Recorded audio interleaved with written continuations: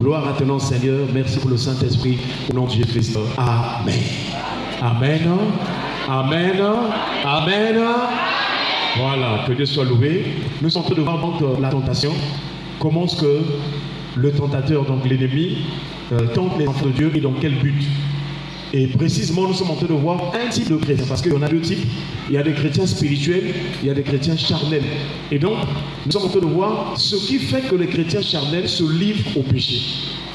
Le premier élément de réponse que nous avons compris, c'est la tentation. C'est une incitation au mal, c'est une force, c'est une influence qui pousse à faire ce qui est mal, à faire ce qui est péché devant le Seigneur. Et donc, nous sommes en train de voir ce texte de Matthieu chapitre 4, verset 1 à 4. Mais précisément, nous sommes encore sur le verset 1 et aussi la première ligne. Il est écrit: alors Jésus fut emmené par l'Esprit dans le désert pour être tenté par le diable. Est-ce qu'on peut acclamer le Seigneur? Et là, dans le Seigneur est en train de nous enseigner beaucoup de choses. Premièrement, nous savons que nous sommes en train de voir que le Seigneur conduit son peuple. Le Seigneur, c'est celui qui dirige son peuple. Et de la même manière que Jésus était donc conduit par l'Esprit, nous aussi devons être conduits par l'Esprit de Dieu. Si nous voulons vaincre dans les tentations, dans les combats, dans toutes sortes de situations, si nous voulons être plus que vainqueurs, nous devons être conduits par l'Esprit de Dieu. C'est le Saint-Esprit qui peut nous donner la puissance de chasser les démons, de neutraliser la puissance de l'ennemi. C'est la puissance du Saint-Esprit. Quand elle nous revêt, quand elle se manifeste en nous, alors nous sommes plus que vainqueurs. Alléluia. Nous prions ce soir que le Seigneur te donne d'être plus que vainqueur au nom de Jésus. Nous avons aussi vu que Dieu permet que son fils ou son enfant se retrouve dans le désert. Le désert, c'est une situation difficile. Le désert, c'est une situation de souffrance. Quelquefois, tu es en manque de quelque chose. Comme dans l'histoire d'Israël, ils ont vu des miracles. Ils ont vu la traversée ou le passage de la mer de pieds secs. Israël, en tout cas, lorsqu'ils ont traversé la mer de pieds secs, ils ont cru en l'Éternel et en son serviteur Moïse, frères et sœurs. Mais ensuite, après ce prodige qu'ils avaient vu, frères et sœurs, Israël va rentrer dans une autre étape de sa marche. Et il y en a plusieurs déserts qu'Israël avait donc traversé, parmi lesquels nous avons le désert de Chour, le désert de Sin, jusqu'à ce qu'il se retrouve à Rephidim. Frères et sœurs, le désert, c'est vrai, c'est une question difficile, une question de souffrance. Vraiment, tu rencontres des étrangers, des ennemis qui t'attaquent. Il y a des serpents, il y a toutes ces choses. Parfois, tu peux manquer l'eau, tu peux manquer vraiment à manger. Mais le désert, c'est aussi une école de Dieu. Est-ce qu'on peut acclamer le Seigneur? Et dimanche, nous avons posé la question, est-ce que nous aimons la souffrance? Donc quand on dit que non, la souffrance, c'est pas une bonne chose. Oui, il y a deux types de souffrance. Il y a une souffrance à cause du péché et il y a une autre souffrance à cause de Jésus. Et nous avons vu que la souffrance à cause du péché, c'est ça ce qui est mauvais. C'est-à-dire, si tu pêches, tu vas souffrir. Si tu pêches, tu auras des difficultés. Si tu pêches volontairement, si tu vis volontairement dans le péché, sache que tu auras des difficultés, des problèmes. Et ça, c'est une mauvaise souffrance. Parce que tu te livres à Satan, tu te livres à l'ennemi, tu te donnes entre les mains du diable pour qu'il te fasse mal.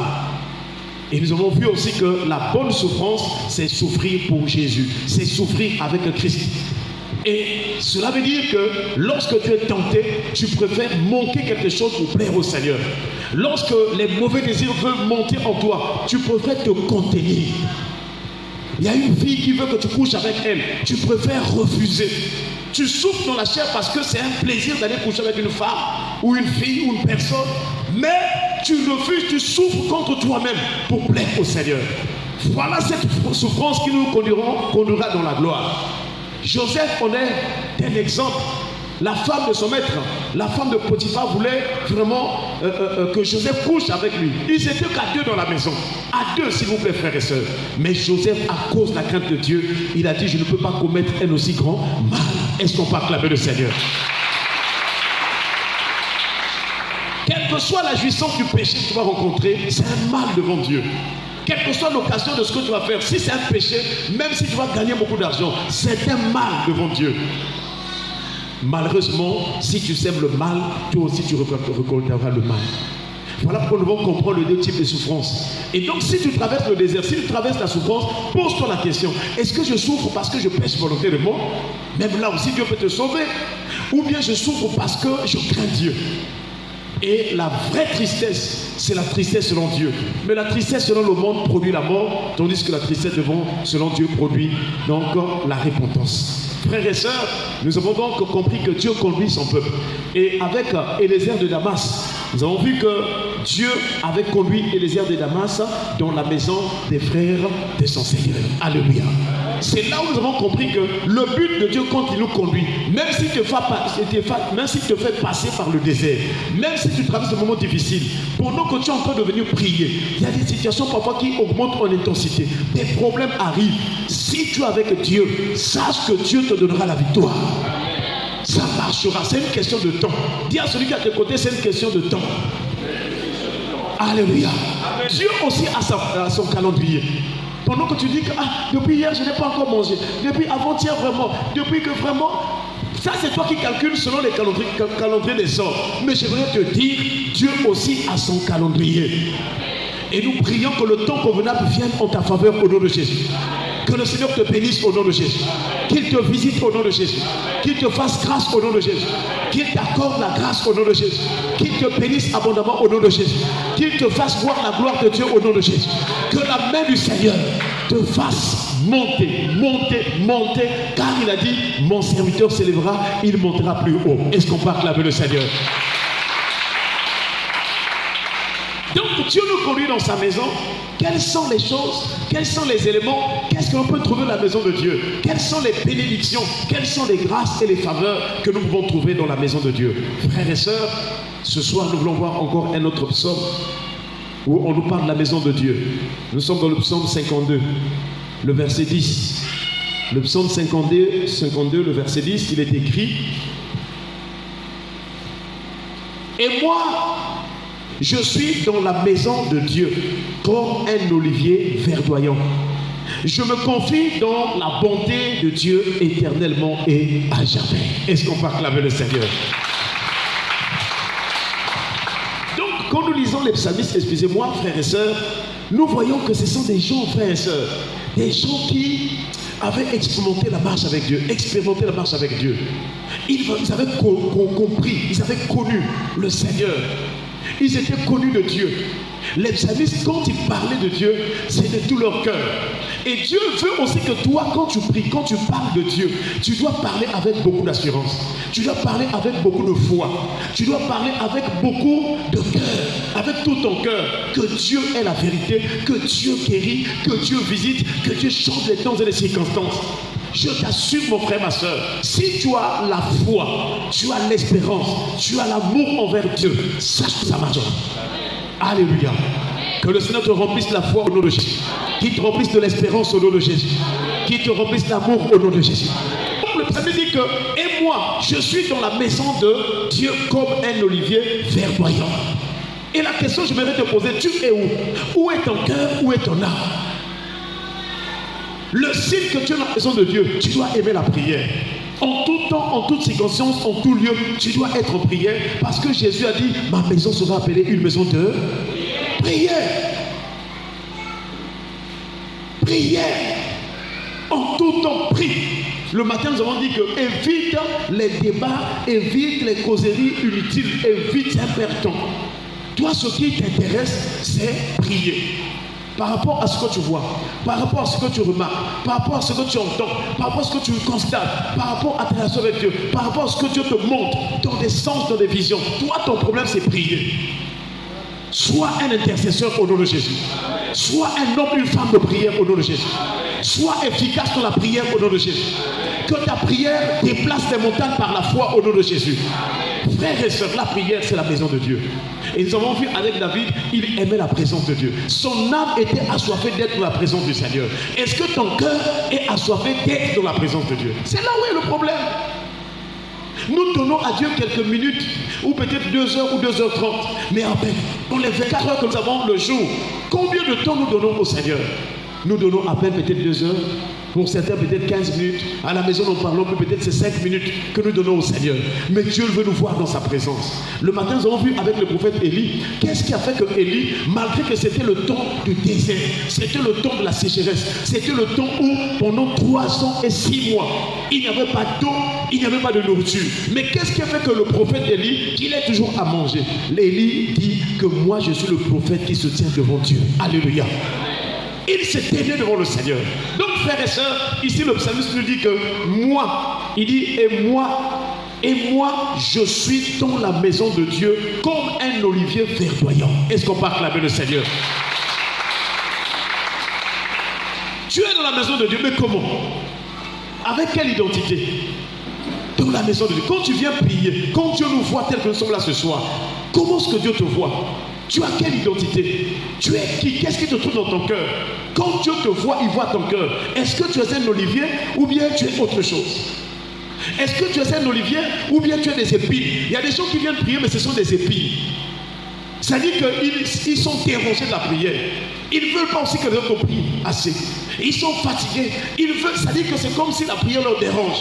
Non, sois un olivier au nom de Jésus. Qui peut nous dire l'olivier produit quoi?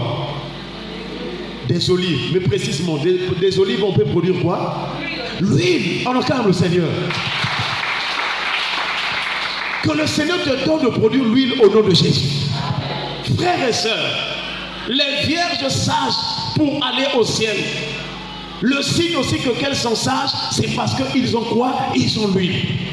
Et nous avons rappelé que l'huile, c'est l'image aussi ou quelque chose qui montre l'image de l'œuvre du Saint-Esprit. L'huile. David ou le psalmiste a dit, tu oins d'huile ma tête et ma coupe déborde. Or la coupe déborde là, c'est l'œuvre du Saint-Esprit. Voilà pourquoi le jour de la Pentecôte, pendant qu'ils étaient en train de faire quoi? Ils étaient en train de prier. Le jour de la Pentecôte, ils étaient en train de prier. Parce que Jésus leur avait dit que ne sortez pas d'abord à Jérusalem jusqu'à ce que vous soyez revêtus de la puissance du Saint-Esprit. Jésus a réussi dans son ministère terrestre parce qu'il était revêtu de la puissance d'en haut. Il a fait des miracles. Il a la renommée plus qu'internationale. Alléluia. Mais le secret de Jésus, c'était quoi? La puissance du Saint-Esprit. Voilà pourquoi nous prions que le Saint-Esprit te revête au nom de Jésus. Qu'il te remplisse. Un enfant de Dieu qui est loin du Saint-Esprit, quel que soit le problème qu'il rencontre, il va franchir la démarche. Il va avancer. Il va prospérer. Il sera la tête devant la queue. Il sera en haut et en bas. Tout ce qu'il va faire, lui, réussira. Alléluia. Car le Saint-Esprit n'échoue pas. Le Saint-Esprit n'échoue jamais. Frères et sœurs, même si tu n'as pas fait des longues études, même si c'est un domaine que tu es en train d'apprendre, si tu as le Saint-Esprit, tu feras mieux. Alléluia. Frères et sœurs. Donc, nous devons être dans la maison de Dieu comme un olivier verdoyant. Mais ce soir, nous allons toucher un signe sur l'olivier. Frères et sœurs, l'olivier dans la Bible nous rappelle beaucoup de choses, beaucoup de choses, beaucoup de choses. Et nous prions que quand tu viens prier là, que ton cœur soit vraiment avec le Seigneur, que le Saint-Esprit soit celui qui conduit, qui dirige ta vie. Et il peut te parler pendant son culte. Pendant que moi je conduis les sujets de prière, il y a des sujets que le Saint-Esprit donne à l'instant. À l'instant, il donne les sujets. Donc Dieu veut que nous soyons conduits par l'Esprit pour que nous soyons produits des fruits. Si tu es conduit par l'Esprit de Dieu, frères et sœurs, tu vas produire beaucoup de fruits. Alors, que signifie l'olivier dans la Bible? Quels sont les éléments? Quels sont les signes? Ce soir, nous voulons voir un signe de l'olivier. L'olivier peut nous rappeler un signe par lequel on peut avoir la connaissance de quelque chose. La connaissance de quelque chose. L'olivier. Puisque l'olivier nous renvoie à l'huile, il nous renvoie à l'œuvre du Saint-Esprit. Et c'est là où nous comprenons que, or, le Saint-Esprit, quand il arrive, l'une des choses que le Saint-Esprit fait dans la vie du croyant, de la personne qui prie, qui cherche Dieu ou qui a reçu Jésus-Christ, l'une des choses que le Saint-Esprit vient faire dans notre vie, il nous donne la connaissance. Est-ce qu'on peut acclamer le Seigneur? Il nous donne la connaissance. C'est pourquoi que quand quelqu'un commence à prier, il commence à découvrir, ah, mais donc ça, ce n'est pas bien. Ah, mais ça, Dieu n'aime pas ça. Mais ça, je ne savais pas. Parce que le Saint-Esprit a placé dans son esprit la connaissance des choses de Dieu. Et cette connaissance lui donne de faire la différence, de faire la distinction. Mais celui qui n'a pas l'esprit ou qui n'est pas connu par l'Esprit de Dieu, il aura des difficultés pour faire la distinction entre les choses spirituelles et les choses de la chair. Voilà pourquoi l'une des choses que le Saint-Esprit fait dans notre vie, c'est la connaissance. Dis à celui qui est à tes côtés que le Saint-Esprit te donne la connaissance. Alléluia. Frères et sœurs, nous sommes dans Genèse chapitre 8, le verset 11. Genèse chapitre 8, le verset 11, il est écrit: la colombe revint à lui sur le soir, Et voici, une feuille d'olivier arrachée était dans son bec.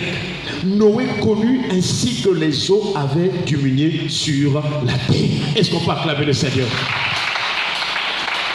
Donc, grâce à l'œuvre que Dieu va utiliser par la colombe, il y avait le déluge, il y avait le ravage, il y avait l'extermination, il y avait le jugement qui était sur la terre.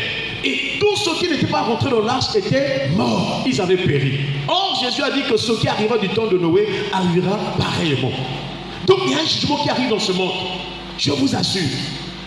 Et nous voyons que Noé était dans l'arche. Mais pour savoir que le jugement est fini, pour savoir que l'extermination est finie, pour savoir que non, les eaux avaient diminué, que nous pouvons maintenant être prêts pour sortir, frères et sœurs, il a envoyé donc la colombe. Alléluia. Et c'est la colombe qui est allée prendre dans son bec. Il a pris un feuille de figuier, d'olivier, excusez-moi, il a ramené. Or, nous savons que lorsque Jésus va être baptisé, lorsque Jésus sera à son baptême, Jésus, quand il va être baptisé, pour sortir de l'eau, la Bible déclare, dès que Jésus eut été baptisé, Matthieu chapitre 3 verset 16, dès que Jésus eut été baptisé, il sortit de l'eau. Et voici les cieux s'ouvrirent et il vit l'Esprit de Dieu descendre comme une colombe et venir sur lui. Est-ce qu'on peut acclamer le Seigneur? Frères et sœurs, de la même manière que la colombe est allée prendre l'olivier, la feuille d'olivier, elle est venue, elle s'est posée sur Noé. Et nous voyons aussi Jésus, frères et sœurs, lors de son baptême, lorsqu'il sort de l'eau, l'Esprit de Dieu descend sous la forme d'une colombe et vient se poser sur la personne de Jésus. C'est là où nous voyons que l'image de la colombe dans Genèse, c'est l'image de l'œuvre du Saint-Esprit qui va venir pour l'Église du Seigneur. Et c'est pourquoi Paul aux Romains n'a pas tardé pour nous expliquer que nous, le peuple de Dieu, nous les croyants en Christ, nous étions d'abord un olivier sauvage. Et nous avons été greffés, nous avons été hantés, nous avons été greffés à l'olivier franc, dont la racine et la graisse est là. Est-ce qu'on peut acclamer le Seigneur? Donc c'est par l'Esprit de Dieu qu'une personne peut vivre pour Dieu. C'est par l'Esprit de Dieu. Sans l'Esprit de Dieu, tu ne peux pas être de Dieu, de Christ. Et c'est pourquoi Paul a dit, si quelqu'un n'a pas l'Esprit de Christ, il ne lui appartient pas. Frère, tu peux fréquenter l'église tous les jours, mais si tu ne laisses pas l'Esprit de Dieu te conduire, si ce n'est plus l'Esprit, si ce n'est pas l'Esprit qui t'anime, si c'est ton propre esprit, si ce sont tes propres raisonnements, vraiment les choses vont retarder. C'est mieux que tu jeûnes et que tu pries jusqu'à ce que tu sois revêtu et rempli et débordé du Saint-Esprit. Voilà le secret de la marche avec Dieu. Laisse les raisonnements, laisse les calculs que tu fais. Ces calculs ne peuvent rien. Et ils ne valent rien, ces calculs-là. Ce qui compte pour toi, c'est être rempli du Saint-Esprit. Si tu es conduit par l'Esprit, c'est lui qui va faire le reste. Je ne sais pas si vous me faites comprendre. Que le Saint-Esprit nous remplisse au nom de Jésus. Mais pour que le Saint-Esprit te remplisse, il aime la prière. Le Saint-Esprit aime la prière.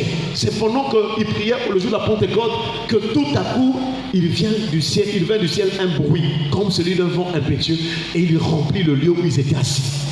Donc quand tu pries et que tu reçois la puissance de l'Esprit, le Saint-Esprit est capable de remplir ta maison. Il est capable de rentrer la chambre. Il est capable de rentrer là où tu travailles au bureau. Il est capable de toucher les gens. Je vous avais donné le témoignage. Il y a un frère qui est allé dédouaner un appareil. Il arrive là à la douane. Pendant qu'on lui demandait de donner la somme, il n'avait pas la somme qu'on avait demandé là. Ah, mais vraiment, je ne savais pas le prix. Mais ce jour-là, le frère là était en jeûne.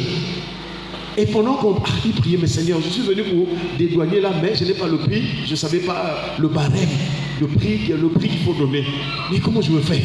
Pendant qu'il priait là au fond du cœur, dans la douane là, il priait là. Le Saint-Esprit allait toucher une douanière qui priait aussi. Alléluia.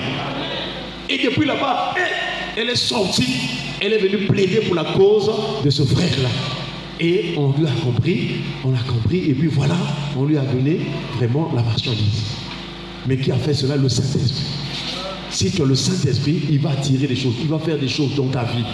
Donc, pour que nous puissions subsister, nous puissions vivre la victoire dans le désert, il faut qu'il y ait l'œuvre et l'action puissante du Saint-Esprit. Et c'est pourquoi le prophète Ésaïe nous rappelle aussi, dans Ésaïe chapitre 11, le verset 2, il est écrit, l'Esprit de l'Éternel reposera sur lui. Est-ce qu'on peut acclamer le Seigneur? Donc, de la même manière que la colombe est venue se poser sur Noé, c'est de la même manière que Jésus, lors de son baptême, frères et sœurs, que l'Esprit de Dieu est descendu sur Jésus. Et ici, le prophète Isaïe avait déjà vu cela. Il dit que du trône d'Isaïe sortira un rameau. Et il dit que l'Esprit de l'Éternel reposera sur lui. Et il dit, l'Esprit de l'Éternel reposera sur lui, esprit de sagesse et d'intelligence, esprit de conseil et de force, esprit de connaissance et de crainte de l'Éternel. Que le Saint-Esprit te donne la connaissance au nom de Jésus. Qu'il te donne la force au nom de Jésus. Qu'il te donne l'intelligence au nom de Jésus. Qu'il te donne la sagesse au nom de Jésus. Qu'il te donne la crainte de Dieu au nom de Jésus. Qu'il te donne de connaître les choses de Dieu au nom de Jésus. Frères et sœurs, une personne qui connaît les choses de Dieu est plus riche que les milliardaires de ce siècle. Je vous assure, si tu as la connaissance des choses spirituelles, des choses de Dieu, tu es plus riche que les milliardaires. Ah, tu ne comprends pas. Alléluia. Voilà pourquoi tu dois chercher d'abord la connaissance des choses de Dieu. C'est une sagesse mystérieuse et cachée. La Bible déclare que si les chefs de ce siècle avaient connu cela, ils n'auraient pas crucifié le Christ du Seigneur. Que le Seigneur nous donne la connaissance au nom de Jésus. Et si tu as la connaissance de Dieu, tu marcheras avec Dieu. Tu feras attention. Tu ne vas pas être une personne qui est sans frein. Mais la révélation de Dieu te retiendra pour que tu fasses les choses qui honorent la personne de Dieu. Est-ce qu'on peut acclamer le Seigneur? Que le Saint-Esprit nous remplisse la connaissance pour que nous soyons véritablement un olivier verdoyant dans la maison de Dieu au nom de Jésus. Que l'Esprit du Seigneur nous anime, qu'il nous parle, qu'il nous avertit, qu'il nous convainc, qu'il nous dirige, qu'il manifeste en nous les fruits de l'Esprit, qu'il manifeste en nous les dons spirituels. Que le Saint-Esprit t'anime, de sorte que quel que soit l'endroit, le lieu, le problème, la situation dans lesquels tu te trouveras, que le Saint-Esprit t'emmène à la solution, à la victoire, à la paix, au nom de Jésus. Amen. Est-ce qu'on peut acclamer le Seigneur? Personne tête dans la prière. Nous allons remercier le Seigneur pour sa parole. Nous avons reçu la grâce d'écouter la parole. Dites merci au Seigneur pour sa parole. Et nous allons prier le Seigneur au nom de Jésus. Merci pour ta parole, Seigneur. Oh Jésus.